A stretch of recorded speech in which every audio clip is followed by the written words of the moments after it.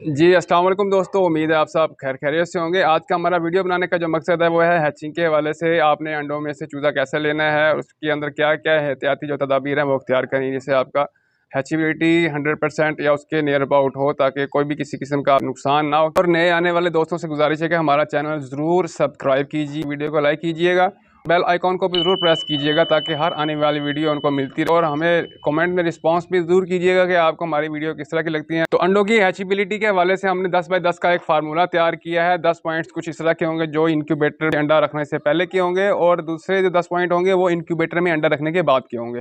तो 10 जो पहले पॉइंट है उसमें से सबसे जो पहला पॉइंट है वो ये है कि अंडों का फर्टाइल होना बहुत ज़रूरी है। एक अगर मुर्गा आपने रखा हुआ उसके साथ 3 ज़्यादा मुर्गियाँ आप रखें, इससे ज़्यादा रखेंगे तो फर्टाइलिटी कम होने का खर्चा बढ़ जाएगा। नंबर 2 पे अंडे की जगह का साफ़ होना। जहाँ पे अंडा देती हैं मुर्गियाँ, कोशिश ये कीजिएगा वहाँ सफाई का ख्याल रखें। ये ना वहाँ पे कोई बिठ वगैरह या बैक्टीरियल कोई चीज़ पड़ी हो जिससे अंडे को लगे और बाद में वो फर्टाइलिटी पे असरअंदाज हो। और नंबर 3 पे है धूप से बचाओ। कोशिश ये करनी है जहाँ पे मुर्गियाँ आपको अंडे दे रही है वहाँ पे धूप की जो डायरेक्ट छुआएँ हैं वो ना पड़ें। और इसके अलावा जब आप शिफ्ट भी करते हैं जहाँ पे आपने अंडे को सेव करना होता है, तो रास्ते में भी धूप की छुआओं से आपने अंडे को बचाना है, क्यों उसके अंदर डायरेक्ट धूप पड़ेगी अंडे के ऊपर तो वो उसे एम्ब्रियो डेड होने का खर्चा काफ़ी बढ़ जाएगा। और नंबर 4 पे है नमी से और गर्मी से बचाओ। और ये आपने कोशिश करनी है कि जो नमी है वो भी इस उस जगह की ज़्यादा ना हो जहाँ पे आपने अंडे सेव करने हैं। 60 के राउंड अबाउट हो, 80 से बिल्कुल भी ना बढ़े। जैसे ही 80 से बढ़ गई उसके अंदर जो शेल होता है अंडे का, उसके अंदर बारीक बारीक सुराख होते हैं, वहाँ पे नमी असरअंदाज करेगी। उस शेल के अंदर जो सुराख है वो बंद हो जाएंगे, जिसके अंदर एम्ब्रियो डेड हो जाएगा। और गर्मी ज़्यादा इसलिए नहीं होनी चाहिए ताकि 38 डिग्री सेंटीग्रेड ज़्यादा से ज़्यादा हो, उससे ज़्यादा बढ़े तो एम्ब्रियो सर्वाइव नहीं करेगा, उसके बाद वो अंडा डेड इन शेल हो जाएगा। नंबर 5 पे है अंडे को सेव करना। अंडे को आपने सेव इस तरह से करना है, मोटे वाला रुख है वो ऊपर वाली साइड पे और जो बारीक है वो नीचे, या इस तरह बिल्कुल सीधा अंडा पड़ा होना चाहिए। जो बारीक रुख है वो ऊपर नहीं होना चाहिए बिल्कुल भी। तो आपने ये कोशिश करनी है 5 दिन से अंडा ऊपर हो जाए उससे पहले आप अंडे को शिफ्ट कर दें इंक्यूबेटर के अंदर। और अंडे को रोटेट करते रहना है आपने, जैसे कि आप इंक्यूबेटर के अंदर करते हैं, क्योंकि बाद को उसके अंदर एम्ब्रियो बनना स्टार्ट हो जाता है। उसके बाद अंडा अगर आप नहीं रोटेट करेंगे वो डेड एंड शेल हो जाएगा। जो इसका एम्ब्रियो बना हुआ है वो शेल के साथ चिपकेगा और वो उसके बाद एम्ब्रियो सर्वाइव नहीं करेगा और वो डेड हो जाएगा। नंबर 6 पे है अंडे की सफाई। अगर आप देखें उसके ऊपर के बिठ वगैरह कोई भी ज़रा या उसके अंदर खून वगैरह कुछ ज़रा लग गया है तो उसको साफ़ कर दें। नंबर 7 पे है अंडों को झटकों से बचाओ। क्योंकि अगर आप देखें कि उसको लेके जाते हुए अंडे को कहीं झटका वगैरह लग गया तो उससे ये होगा कि एम्ब्रियो उसके अंदर डेड हो जाएगा। और नंबर 8 पे है अंडे को उठा लेना। अंडे जैसे ही मुर्गियाँ देती हैं उसके कोशिश कीजिएगा 2 से 3 घंटे के अंदर अंदर अंडा उठा लें, क्योंकि बाद में मुर्गियाँ अमूमन ये होता है कि दोबारा उसी जगह पे आती हैं, पाँव वगैरह मारती हैं, जिससे अंडे को त्रेड आने का खतरा पैदा हो जाता है, या फिर वो अंडे मुर्गियाँ खाने भी लग जाती हैं। और नंबर 9 पे है बारिश के मौसम से बचाओ। यानी कि अगर ये देखिए कि एकदम बारिश आ गई है और गर्मियों का मौसम है, टेम्परेचर नीचे आएगा, उससे ये होगा कि अगर एम्ब्रियो अंदर बनना स्टार्ट हो गया तो वो क्या होगा कि जब ठंड हो जाएगी वो अंदर एम्ब्रियो सर्वाइव नहीं करेगा, उसके बाद वो अंदर ही मर जाएगा। कोशिश ये करेंगे जैसे अगर बारिश आ गई, टेम्परेचर नीचे आ गया, तो आप उसको अंडों को इंक्यूबेटर के अंदर लगा दें। और नंबर 10 पे है सही अंडे का इंतखाब। या आप अंडे को जब रखेंगे इंक्यूबेटर उससे पहले ये देख लें वो अंडा कहीं गोल तो नहीं है इस तरह का, या फिर ये लंबूतरे टाइप का या टेढ़ा अंडा ना हो। और इसके अलावा बिल्कुल भी कोई इस तरह का अंडा ना रखें जो हल्का सा टूटा हुआ हो, यानी कि उस पर कोई थ्रेड वगैरह आई हो, क्योंकि वो अंडे का अंदर एम्ब्रियो तो डेड होना ही होना है, लेकिन वो बाकियों का भी सर ले जाएगा, क्योंकि अंदर बैक्टीरिया वगैरह उसके अंदर बनता रहेगा। बजाय चूज़ा बनने के वो स्मेल करेगा अंडा पूरे इंक्यूबेटर के अंदर, वो जो उसकी जरखेज़ी है बाकी अंडों की भी, वो भी उससे काफ़ी डैमेज हो जाएगी। जी, तो ये पहले 10 पॉइंट थे। और उसके अगले जो 10 पॉइंट हैं इंक्यूबेटर के अंदर अंडा रखने के बाद के, वो ये है कि इंक्यूबेटर और हैचर हमेशा अलग-अलग हो। क्योंकि अक्सर लोग ये कहते हैं कि यार ये इंक्यूबेटर है इसी में चूज़े निकलवाते हैं, लेकिन ये हो कि इंक्यूबेटर अलग होना चाहिए, हैचर अलग होना चाहिए। इंक्यूबेटर के अंदर सिर्फ पहले 18 दिन के लिए अंदर अंडे रहेंगे और उसके अगले 3 दिन के लिए हैचर में अलग हो। क्योंकि जब अंडा से चूज़ा निकलता है तो उसके अंदर का मवाद वगैरह जो बैक्टीरिया वगैरह है अंडे का सारा, वो इंक्यूबेटर के अंदर सर्वाइव करता है, जिसकी वजह से बाकी जो अंडे पहले वाले हैं उसका डैमेज होने का खर्चा काफ़ी बढ़ जाता है, एम्ब्रियो उसका अगर सर्वाइव नहीं करता। और नंबर 2 पे है जगह का इंतखाब। अमूमन जगह इस तरह की होनी चाहिए जहाँ पे डायरेक्ट एक तो हवा ना पड़े, क्योंकि डायरेक्ट जब हवा पड़ेगी वो अंडे के ऊपर तो एक तो वो उसकी नमी कम हो जाएगी एकदम, और उससे ये होगा जब डायरेक्ट हवा पड़ेगी वो जो एम्ब्रियो है वो जो जैसे ही अंडा खुश्क होगा वो चिपक जाएगा अंडे के साथ, तो ये होगा। उसके अलावा ये कोशिश ये करना है धूप भी वहाँ पे ना पड़े डायरेक्ट, क्योंकि अक्सर शीशे वगैरह लगे होते हैं जो इंक्यूबेटर के अंदर, वो डायरेक्ट उसके अंदर छुआएं पड़ती रहे धूप की एक ही जगह पे अंडे पे, तो वहाँ पे भी एम्ब्रियो उसका डेड हो जाएगा।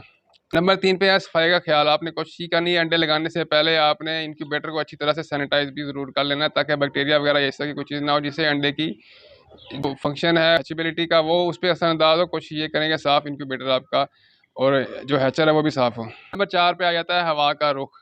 इंक्यूबेटर के अंदर हवा का रुख इस तरह का होना चाहिए जो कि इंक्यूबेटर के अंदर पूरे के अंदर हवा को रोटेट करे, ना कि पंखा जो लगा हुआ डायरेक्ट एक ही जगह पे अंडों के ऊपर हवा मारता रहे। और जिससे ये होगा कि अंडे का जो खोल है वो खुश्क हो जाएगा, उसके बाद जो उसका एम्ब्रियो है वो डेड इन शेल इस तरह हो जाएगा कि जो झिल्ली होगी वो खुश्क होगी और एम्ब्रियो उसके झिल्ली के साथ लग जाएगा और वो सर्वाइव नहीं कर पाएगा। नंबर 5 पे आ जाती है वेंटिलेशन। बाहर की हवा अंदर, अंदर की हवा बाहर, इस तरह कि जो ऑक्सीजन है वो इंक्यूबेटर के अंदर आनी चाहिए और सी कार्बन डाइऑक्साइड बनती है वो बाहर जानी चाहिए।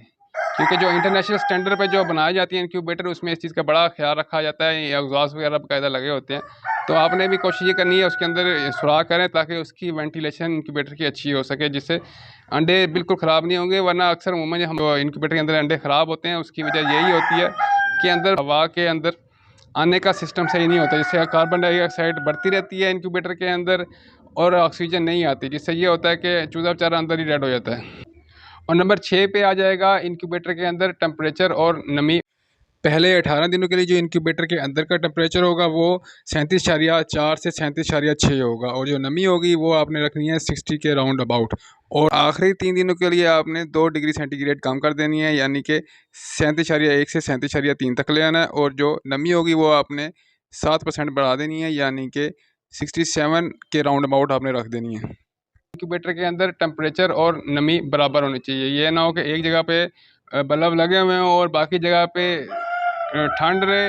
ये हवा का एक तो सर्कुलेशन हो, उसके अलावा बल्ब इस तरह की जगह पे कवर करें जाके वो अपने इर्द गिर्द हवा एरिया को कवर करें और नमी और जो गर्माइश है वो बराबर है। उसके लिए आपने ये करना है कि रूम थर्मामीटर होता है वो आपने ले लेना है और जगह जगह पर रख के चेक करना है और उसके हिसाब से आपने अपने जो से हैं वो बल्ब फिट करने हैं। ये ना हो कि कहीं पे ठंड हो और कहीं पे गर्माइश ज़्यादा मिल जाए अंडे को और एक जगह पे चूजे और दूसरी जगह पे ना बने। और नंबर 7 पे आ जाता है नमी और टेम्परेचर ऑटो कंट्रोल।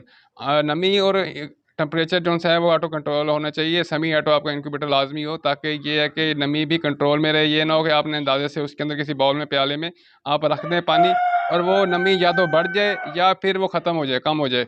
तो उससे ये होगा जैसे ही 80% से ऊपर जाएगी नमी, उसके जो बिल्कुल सुराख होते हैं अंडे के अंदर वो बंद हो जाएंगे और उसके बंद हो जाएंगे, उसके अंदर हवा नहीं आएगी, अंदर से ऑक्सीजन अंदर नहीं जाएगी और कार्बन डाइऑक्साइड भी बाहर नहीं जाएगी। उससे ये चूज़ा बेचारा अंदर ही डेड हो जाएगा।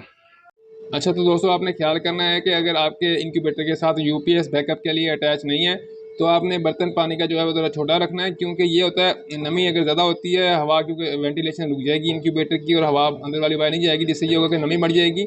और आपने ये कोशिश करना है बर्तन छोटा रखें, अगर बर्तन खुद जनरेट करे तो वो 80% से कम ही हो।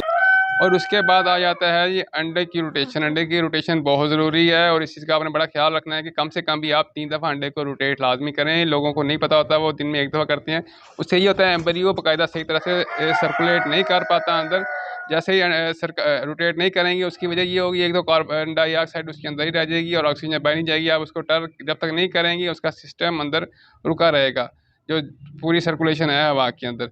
तो आपने ये कोशिश करनी है दिन में कम से कम 3 बार उसको ज़रूर रोटेट करें, वरना जो अमूमन जो इंटरनेशनल स्टैंडर्ड है उसके मुताबिक 8 दफ़ा अंडे की रोटेशन लाजमी होनी चाहिए। वैसे कम से कम भी आप कर रहे हैं तो 3 दफ़ा लाजमी करें उसको रोटेट। और ये रोटेट करते हुए ये ख्याल करना है कि एनवायरनमेंट है वो वैसे का वैसा रहे और आप आराम से उसकी अंडों की रोटेशन भी कर सके। तो ये आप चेक कर सकते हैं। वैसे मैं एक ही हाथ से करूँगा तो हो सकता है थोड़ा बहुत डिफरेंट आ भी जाए, क्योंकि मैंने एक हाथ से मोबाइल पकड़ा हुआ है। तो आप ये चेक कर सकते हैं, ये हमने ये खोला और साथ ही हमने शापर इसका आगे कर दिया।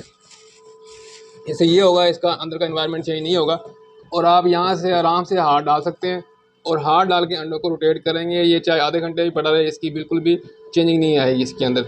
तो ये इसकी मदद से आप रोटेशन आराम से करेंगे, ताकि ये ना हो आप लोग कहते हैं कि यार ये हवा एकदम जाती है अंडों की वो ख़राब हो जाती है। तो ये ख्याल करना है कि अंडे को झटके वगैरह ना लगे, क्योंकि अंदर बारीक बारीक रगें होती हैं एम्ब्रियो की। वो सही होगा एक भी रग डैमेज होगी तो वो बाकी पूरा चूज़ा ख़राब हो जाएगा या माजूर हो जाएगा चूज़ा बेचारा, या वो डेड हो जाएगा। और उसके बाद आ जाता है जी कैंडलिंग। कैंडलिंग इसलिए ज़रूरी है, एक तो जगह आपकी अंडों की मज़ीद बन जाएगी और जो अंडा जिसके अंदर एम्ब्रियो नहीं बन रहा, सर्वाइव नहीं कर रहा, वो आप निकाल देंगे। उससे ये होगा कि एक तो जगह बन जाएगी, उसके बाद जो ख़राब अंडा हो जाता है वो बाकियों पे असरअंदाज हो जाता है।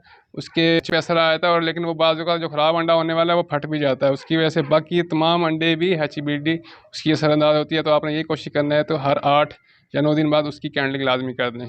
फिर 10 नंबर पे आ जाता है उसका जो सुराख है अंडे का, वो उसका रुख हमेशा ऊपर की तरफ होना चाहिए। 18वें दिन के बाद जैसे ही 20वें या 21वें दिन में अंडा दाखिल होता है, तो ये होता है कि उसके अंदर चूजा जौन सा है वो अपनी चूंची की मदद से खोल करता है, और वो खोल अगर नीचे आ गया खुदा ना खास्ता बाकी चूजे अगर निकले उसकी चलने की वजह से, तो क्या होगा कि जो बाकी अंडे के अंदर लिक्विड बचा होता है वो उसकी चूंच के अंदर और उसकी नाक के अंदर आएगा, और वो सांस नहीं ले पाएगा, जिसकी वजह से वो डेड हो जाएगा। तो कोशिश आपने ये करनी है बाकायदगी से उसको चेक कर लें कि जो सारे खोल वगैरह हैं अंडे के वो ऊपर ही रुख वाली साइड पे होने चाहिए।